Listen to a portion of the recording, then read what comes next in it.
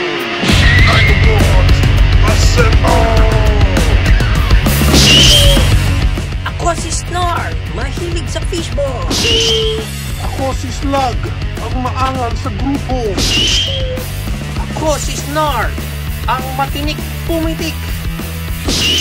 Ako si Swoop, mataas ang pangarap.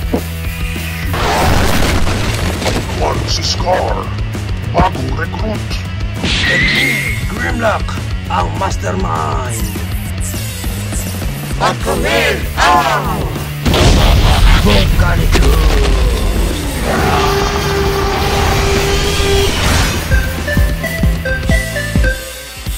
Ito na nga ang review natin for today. Finally, nakompleto na natin ang ating Transformers Legacy 4 Class Dinobots. Woo! Now for me, ang pinakamaganda pagdating sa kanilang robot mode, si Snarl talaga. Kasi pagdating sa proportion, pagdating sa mga articulation, parang si Snarl ang nakakuha ng mga pogi points na yon. Also, ito rin si Swoop natin dito, maganda rin naman. Yung mga articulation niya and even yung proportion niya, actually silang dalawa ang pinaka-favorite ko sa buong core class na ito. So kung bibigyan ko sila ng standing, I think for me, no, ito umuna si Snarl. Second, si Swoop. Ang pangatlo ko dyan, itong bago natin, which is si Scar. Yan, bagong member ng Dinobots. So siya ang ating pangatlo. And then, sumunod ko dyan is, ito nang si Grimlock. And then, si Slug. And si Sludge. Yan, so yan ang parang ranking ko sa kanila. Pinaka-worst naman talaga si Sludge dito. Kasi, ang daming na-sacrifice sa kanya. Worse, yung itsura niya. Hindi ko matanggap na ganyan yung itsura ng kanyang robot mode. But the rest is talagang nagkulang lang sila sa articulation. Wala, out of proportion talaga yung ibang robot mode. So kung gusto nyo makita yung detailed review natin ng bawat isa dito, i-check nyo na lang dyan sa playlist natin. Nandyan naman yung review natin ng bawat isa sa kanila. Pero right now, dako naman tayo sa kanilang dinosaur mode. And ito naman, lahat sila pag naka-dino mode na. Pag magkakasama na sila dito, kahit pa paano, okay din naman tingnan, no? Pero may mga off lang talaga. And if you'll ask me kung sino naman ang pinakamaganda for me, parang pinaka-obvious naman na si Swoop ang pinaka-okay sa kanila. Well, given the fact na madali lang naman kasi yung transformation ni Swoop talaga. So, hindi gaanong malaki yung masasacrifice sa kanya, whether malaki yung scale niya or maliit. As is pa rin naman talaga yung pinaka-core nung transformation niya. Ang second sa akin is itong si Scar. From the design kasi nung kanyang dinosaur mode, parang kuha din naman niya yung dinosaur na nire-represent niya. So, for me, ito yung pangalawa ko. And yung pangatlo ko, si Snarl naman. Although, ang naging downside lang talaga kay Snarl, itong back portion niya. Ang nagdala kasi dito is itong kanyang front view niya, talagang nadadi lang siya dito sa back part niya. Sumunod sa akin dito is ito na si Grimlock. Medyo hindi na rin ako satisfied sa overall design niya dahil sobrang laki na nga dito sa back portion niya and parang out of proportion na siya sa kanyang dino mode. Especially pagdating dito kay Slug kasi akala mo na kawawa. Parang gutom na gutom talaga dito si Slug. Okay, sana siya sa top view pero pag tiningnan mo na siya sa side, malaki yung portion na may kulang talaga sa kanya. And of course, ang pinaka last pa rin natin is itong si Sludge. Buntot niya, kulang na. Even yung back legs niya, wala rin any articulation sa kanyang dino mode. So, pang last talaga sa akin, si Sludge. So right now, let's proceed naman sa kanyang combiner mode.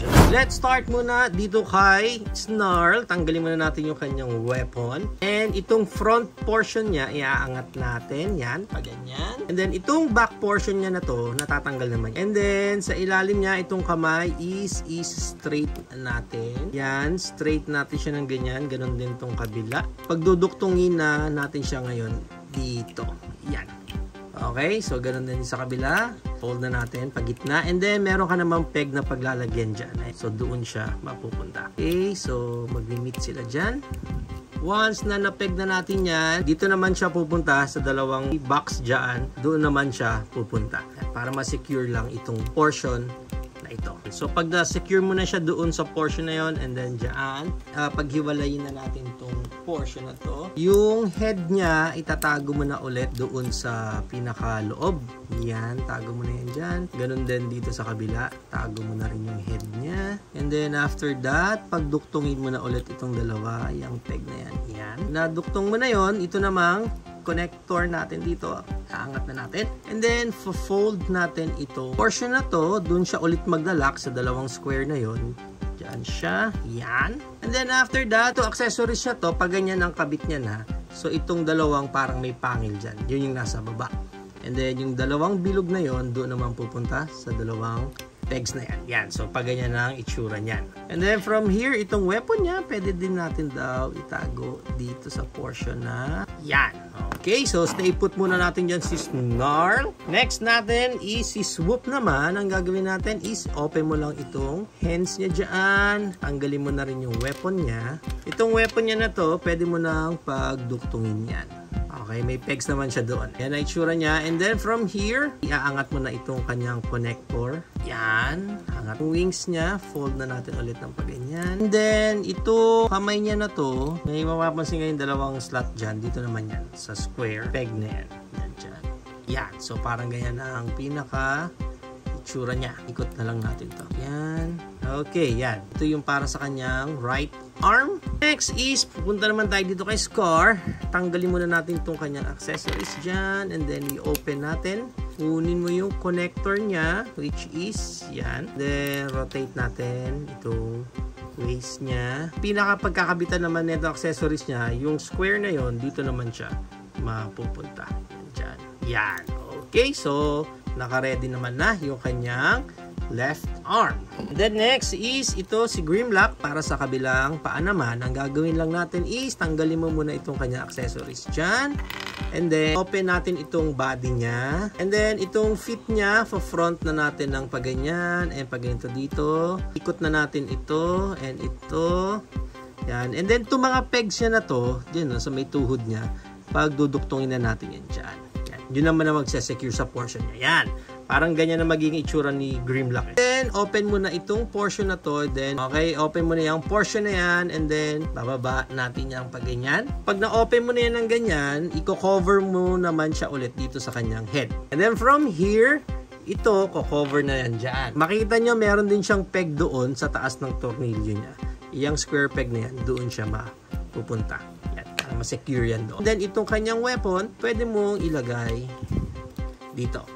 Pag ganyan. Kasi magiging part to ng pang-balance niya. Kasi nga sa paa siya. Next natin dito si Slug. Kunin natin muna yung weapon niya. Dito sa kanyang bone tooth. Yan. Tanggalin muna natin. Then open natin itong kanyang portion na to. Ito. Yan. And then after nyan, itong paa niya is position mo na pag ganyan. Yan. Okay. Ganyan dapat ang position yan. Tapos ganun din dito sa kabila. Ganyan dapat. And then after nyan, yung feet niya is lalagay mo na ng pag ganyan.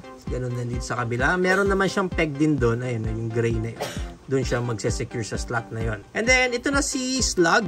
Ganyan lang ang pinaka-itsura niya. Tabi muna natin dyan. And we will proceed naman dito kay Sludge. Ang gagawin natin is, angat mo muna dyan. Then, open natin itong body niya dito. Yan. And then, pag na-open mo yan, i-forward mo lang ulit. Stretch mo lang ulit yung mga paa niya dyan sa likod. Yan. And then, after stretching yung mga paa niya, i-open mo naman itong body niya dito. And then, rotate natin yung body niya ng paganyan. And then, from here, itong ulo niya, babalik na natin ng paganyan. And then, ang mag-combine dito is... Okay, so para ma-combine na natin ngayon, pag naka-ready na itong mga portions nila, ang gagawin mo dito kay Sludge is iaangat mo yung kamay niya ng ganyan, ganyan. And then, si Slug naman, yung dalawang malaking peg hole niya doon, itong dalawang malaking pegs naman, doon siya mapupunta. So, yung ulo niya susuksok dyan. Yun, natanggal pa yun. Yan. So, parang nagkaroon ng isang malaking helmet dito si Sludge. And then, after nun, ito may makita kayong bilog dyan sa may kamay niya. Yan. Circle peg ulit dito. Doon naman siya pupunta. Para ma-secure nyo lang itong portion na to. And then, after nun, dito sa baba, i-rotate natin ito. Yan, rotate din ito. And then, fold natin to ng paganyan. So, ganun din dito sa kabila, fold din natin ng paganyan. And then from here, kakabit na natin, unahin na natin yung mga paa para makatayo siya. Dito si Grimlock, yan, sa left leg. Dito naman si Snarl sa right leg. Uy, natanggal pa yung kanyang weapon. Yan. And then si Swoop, ito sa right arm, doon naman siya papasok. Yan. And then si Scar, dito naman sa left arm. Dito pupunta. And then, yung last accessories natin dito, yan. Tatanggalin na natin ito.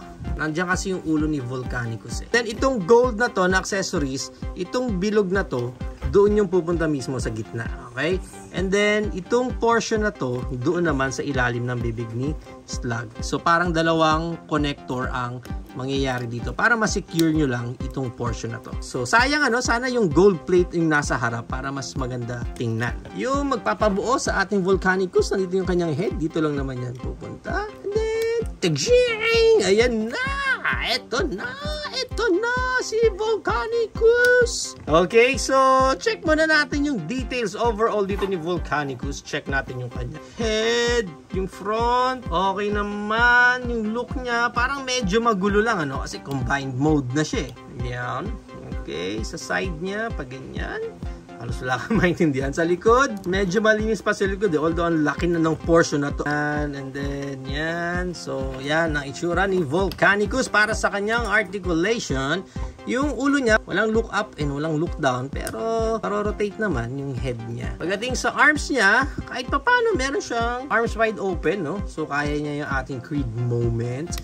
And then, meron siyang rotation to sa arms ng konti, pero kaya pa sana Hindi sana siya ma-rotate pero tumatama na dito. And then pagdating sa elbow bend niya, ayan ang elbow bend niya. So kaya niya mag-hook-hogan dyan.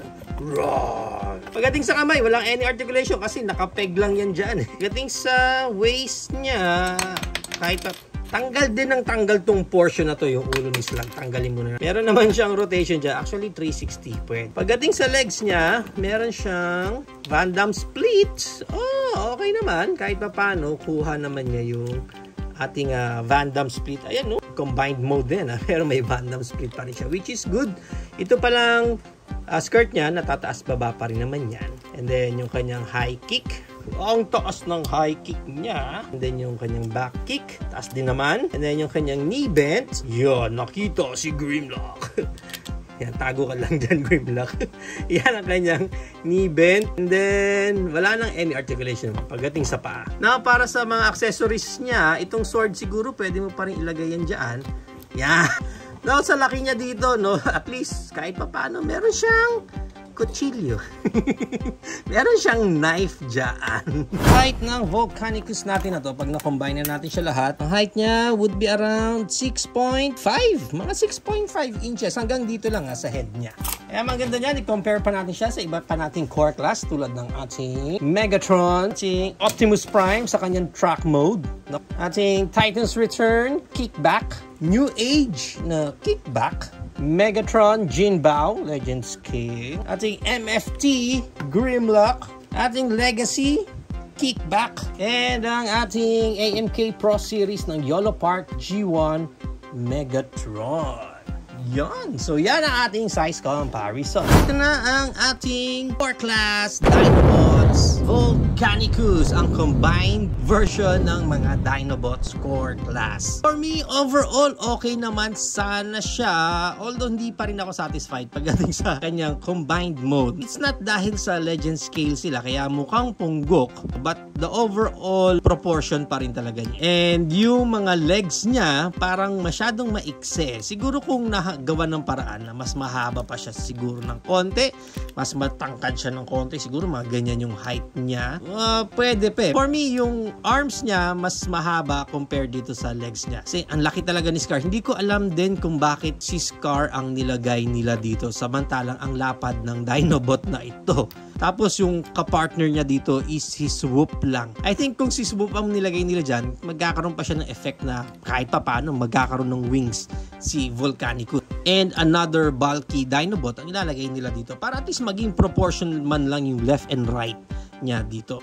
Overall sa akin, okay naman yung design dito ni Volcanicus. Ay, yun nga lang, maraming room for improvements talaga. Mukhang pag nilagay natin dito yung mga upgrade kit na lalabas para sa core class Dinobot, think mas malaki magiging improvement sa look dito ni Volcanicus. So, although pagdating sa kanyang mga articulation, dito makikita nyo si Scar talagang super loose itong part na to. May mga parts lang din na tanggal ng tanggal tulad nitong kamay na to, and especially itong ulo dito ni Sludge. Maayos sana siyang tingnan, maganda sana, pero mas lilitaw pa rin yung kaangasan nitong Volcanicus natin pag nadagdag na natin yung mga upgrade kits niya. And let's see kung makapaglagay tayo dito sa ating Volcanicus.